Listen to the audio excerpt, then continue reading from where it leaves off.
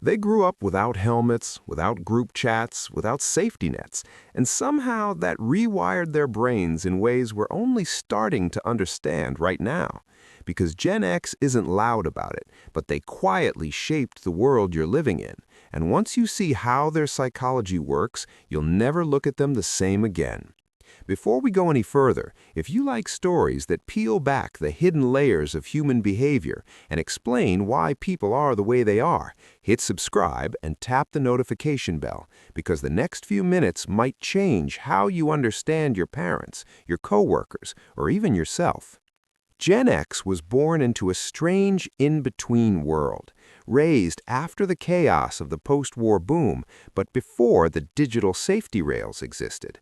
And that timing matters more than most people realize, because they were the first generation taught, without anyone saying it out loud, that help might not come, that institutions could fail, and that self-reliance wasn't a slogan, it was survival.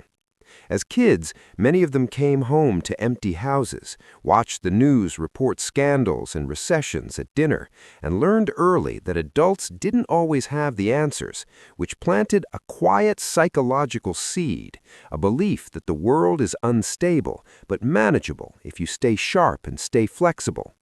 Here's where it gets interesting, because that belief didn't make Gen X fearful, it made them skeptical. And skepticism is a powerful mental tool, but it comes with a cost that most of them didn't notice until much later in life. They learned to trust themselves more than systems, more than brands, more than authority.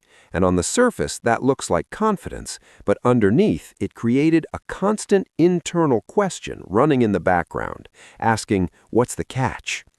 That question pushed them to become adaptable, sarcastic, and emotionally controlled, but it also trained them to downplay their own struggles, because when you grow up believing no one is coming to save you, asking for help feels unnatural, almost weak.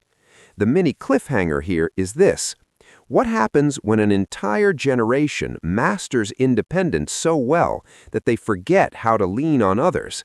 And what does that do to their relationships, their careers, and their inner lives decades later? As Gen X moved into adulthood, they entered workplaces that promised stability but quietly demanded loyalty without guarantees.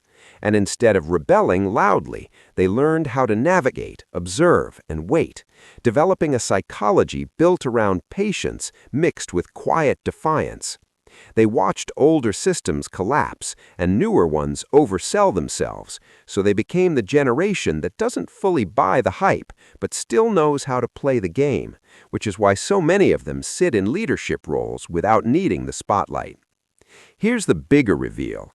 Gen X doesn't crave validation the way later generations often do, because they learned early that applause is temporary and survival is personal.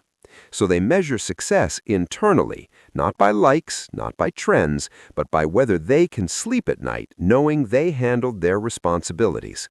That internal scorecard made them resilient, but it also made them emotionally guarded, because opening up feels risky when you've trained yourself to always have a backup plan, even emotionally.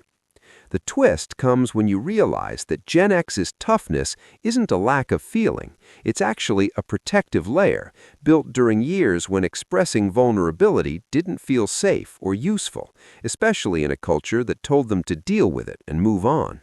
As the world shifted into constant connectivity, Gen X adapted again, but this time with tension, because they value privacy while living in a public digital space, creating an internal conflict between wanting to be left alone and wanting to stay relevant.